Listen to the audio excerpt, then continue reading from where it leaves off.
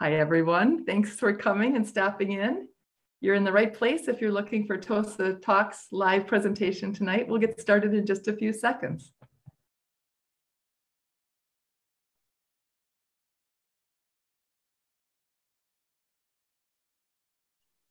This is Robin Luther. I'm with TOSA Together, and I want to welcome everyone to TOSA Talks, Building a Diverse, Thriving Community, an ongoing Facebook Live series proudly sponsored by our generous friends at Bostik.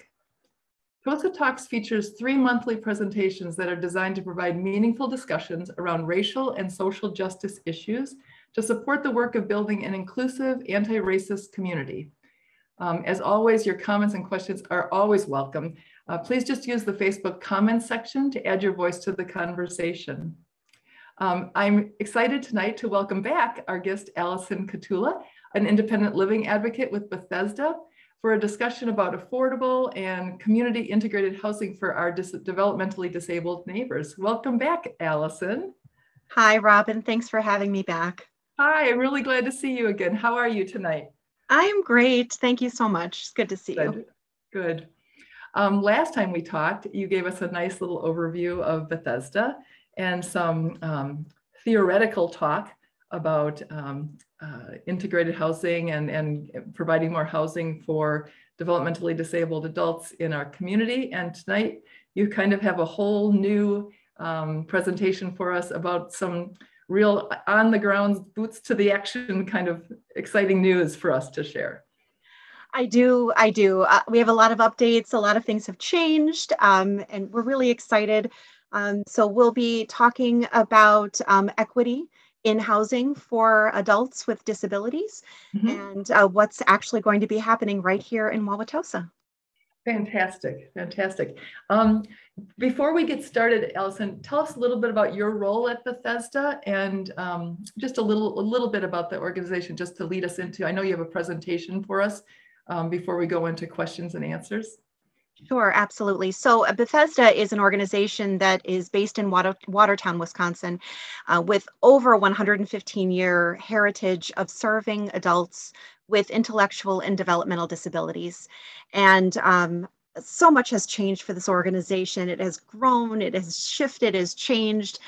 It has put its foot forward in terms of supporting the independence of adults with intellectual and developmental disabilities, in particular in this forefront of housing. And that's where my role comes in. So I am really an advocate for independent adults that are seeking housing alternatives. And I am also a mouthpiece for their families, really, their parents and other advocates that are looking for alternatives. So I work with self-advocates and their family members as they are looking for change. And there's a lot of change happening right here in the Metro Milwaukee area. Right. And you have recently started work on a project nearby that we talked about last time. Can you tell us where that is located? Absolutely. So on the near west side of Milwaukee, on Highland Boulevard, there will be a development there as well, with a very similar model. And as we begin to talk about this, as I work through this presentation, I'll talk about what we'll be doing in Wauwatosa, and maybe I'll kind of interject a little bit what we'll be doing on Highland Boulevard as well. That would be great.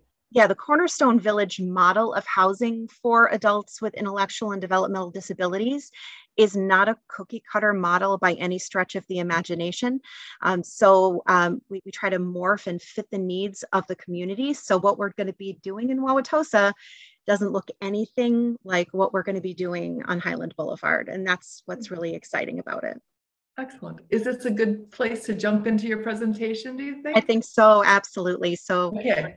Give me a minute and I'll pull that up. Excellent. All right.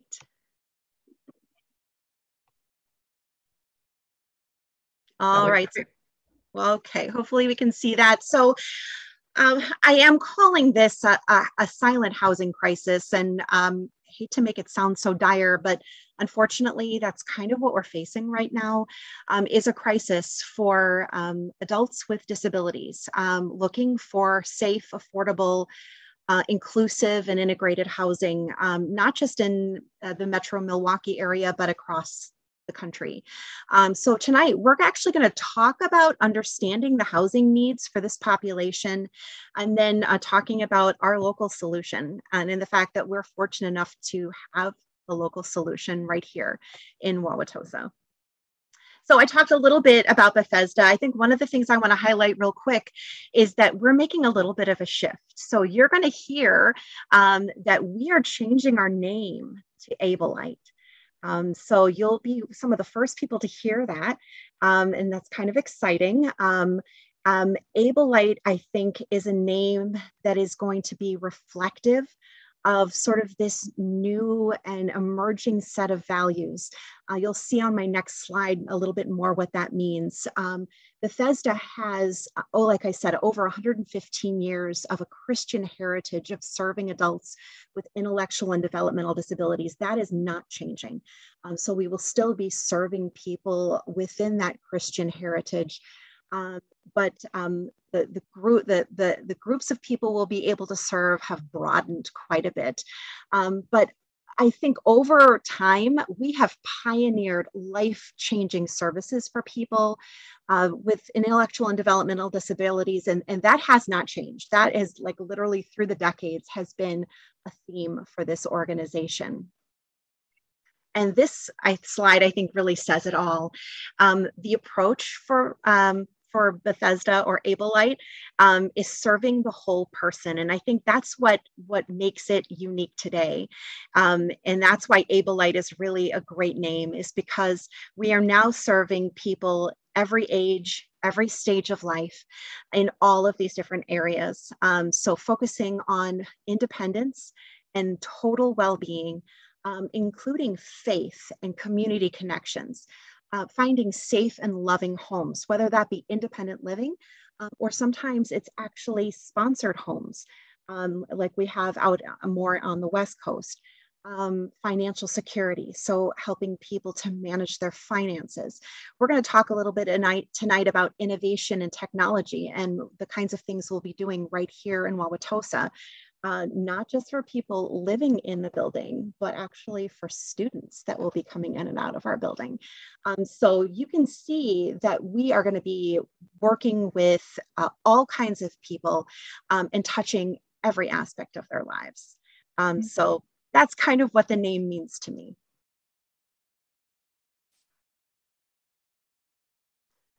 So Robin, this is really where we get into the heart of this crisis. It's a need, and it's a growing need. And in Wisconsin, these are some of the statistics. And I'll tell you right now, these are probably aging statistics. We're waiting on new data, but we know that there are at least 145,000 adults in Wisconsin that have a cognitive disability. And at least 40,000 of those reside in Milwaukee County. So that's a significant number of people that need to be served.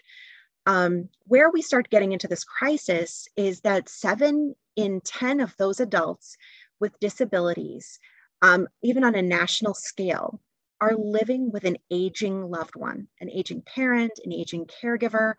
And so when those parents or caregivers begin to get ill, need skilled nursing care, go into the hospital, or pass away, then we have essentially a group of adults that do not have stable housing. And so we actually have groups of parents now very anxiously and frantically seeking out appropriate housing solutions for their loved ones. And so it's kind of like a race against time, unfortunately. And part of it is because their loved ones have been living at home because there have not been, to date, safe, affordable, effective, housing options for more independent adults that have IDD or intellectual and developmental disabilities. You're going to hear me shorten that throughout the program tonight. IDD. So many of these people could live independently if the right housing existed, if the housing existed that had the right supports connected to it. And so that's something that we identified and said, there's this gap and something has to be done about it. And it has to happen pretty quickly. So we kind of started to lead the charge, this movement to address this need. So I talked about this a little bit at our last presentation, but since then, Robin, there has been more data that's come out that's even more shocking and terrifying. And so this is where myself as a parent of two young ones who are on the autism spectrum, who have a developmental disability, this is where I stand back and say, wow, we've got a little bit of a problem on our hands. There is a study that came out of Minnesota, and the Medicaid system in Minnesota did this study. It is really comprehensive, and a lot of it has nothing to do with what we're talking about tonight, but there was a portion of it that really did, and it actually came down to talking about sort of the health needs of people with disabilities. So people with disabilities have a much higher likelihood of having serious and chronic health conditions compared to people without disabilities. So if you look at this gray column, you can see they are 180% more likely to have cardiac issues, 160% more likely to be hospitalized, 120% more likely to fall prey to depression. You can read that list and kind of see how they already fall prey to all of these serious health conditions. So this in itself is really shocking. But then as you read into this report more deeply, there was something else that was kind of startling.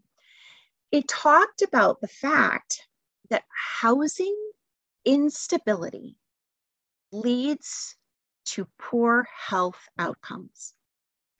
And then on the flip side of that,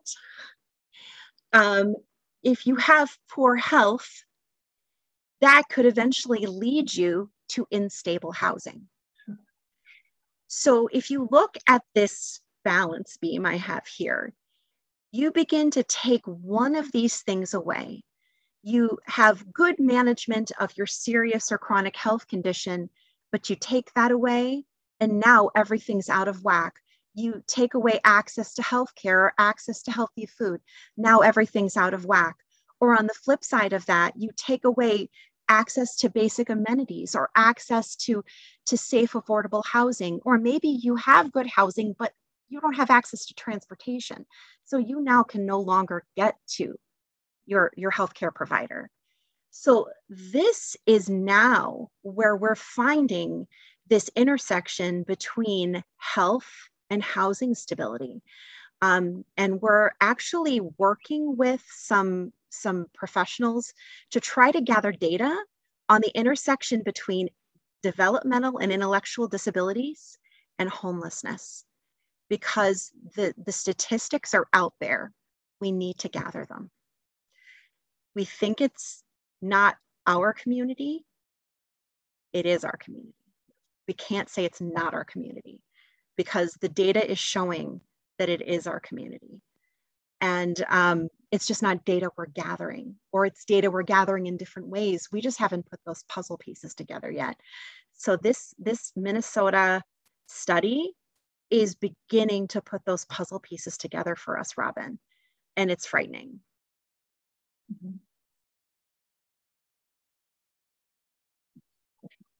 So this is where I'm going to throw some hope into the mix, because I know that this has been a real downer so far. And I don't want it to be a downer because there's a lot of hope built into this.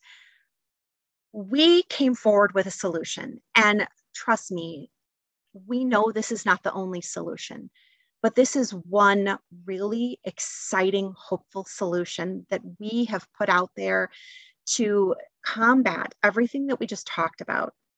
And it's called Cornerstone Village.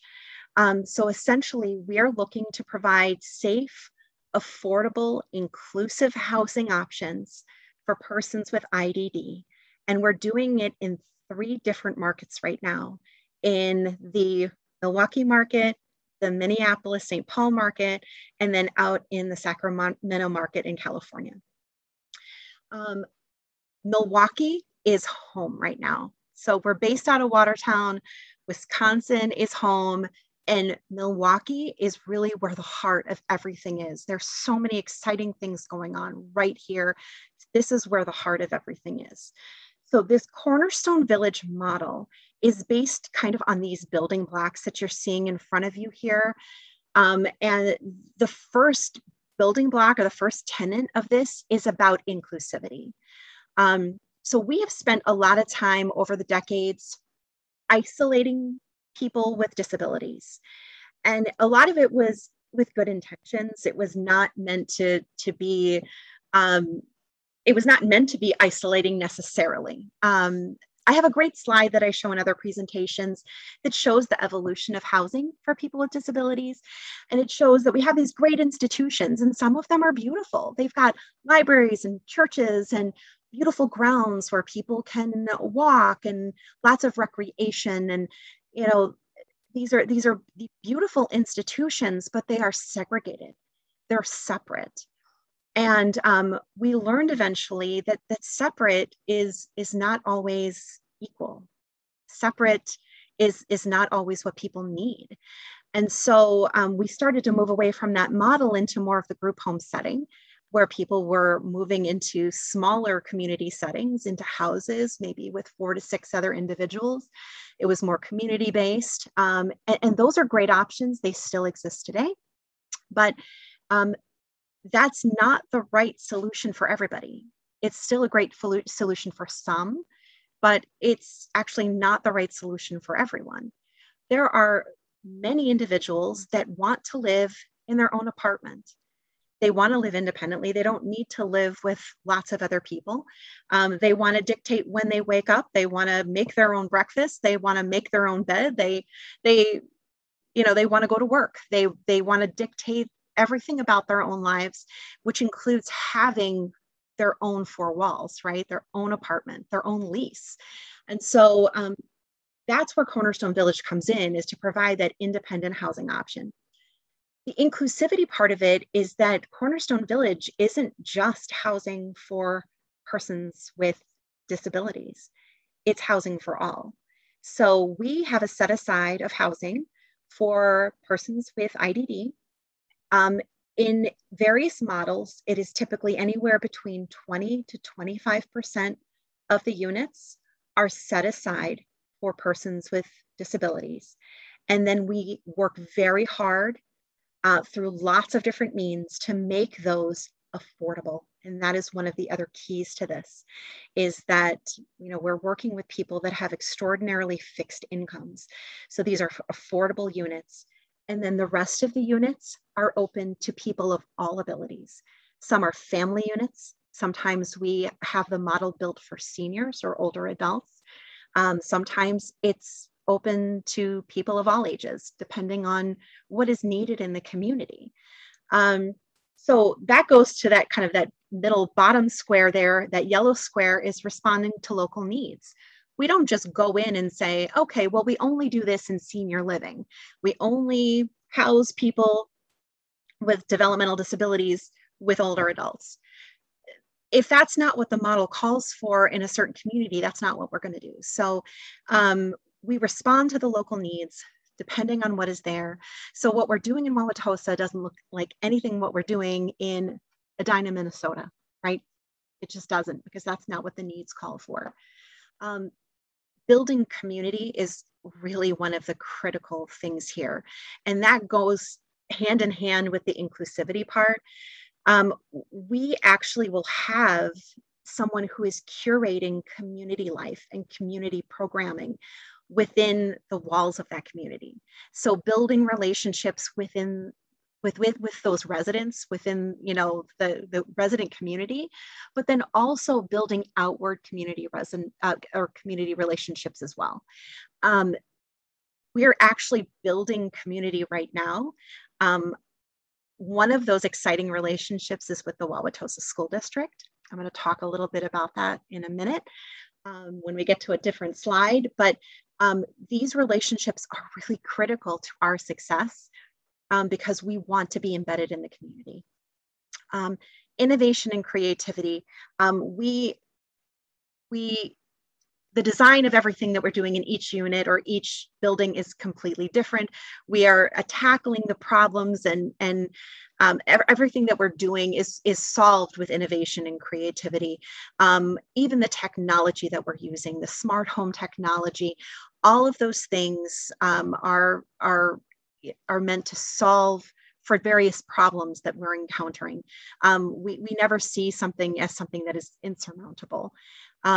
Designing for independence, the smart home technology is certainly a part of that, wanting to make sure that we are making these homes safe options, and options that are enhancing the independence of everyone who lives there, not just for persons with disabilities. And then supporting consumer choice. So Bethesda or AbleLight, we provide lots of services, but in order to live in our buildings, you do not need to accept or take our services. You can bring in whatever service providers you want. It is not a requirement to accept our services. Consumer choice is at the heart of what we do. That's also really an important tenet. So this is kind of the foundation of Cornerstone Village and kind of what we're working with here. I know I've said a lot, Robin. I don't know if you have any questions for me. Great overview. Yeah. We are looking at building 14 of these communities within the next 5 years. And several of them are going to be right here in the Metro Milwaukee area. That's how much of a need is right here. That's what's so exciting about it. So we're going to get to some exciting news here about Wauwatosa. Are you ready? I think we're ready. So I want to introduce to you Cornerstone Wauwatosa. This is actually at the corner of 76th and North Avenue. It is the former BMO Harris building, or what is the current BMO Harris building. And it's actually 92nd. It's 92nd and North Avenue. No, 76th and North. 76th and North, the BMO Harris building, right across from the Lutheran Home, City Hall, and the library. Got it. The City Hall, the library, and the middle school. So because there's two BMO Harrises in right. Wauwatosa.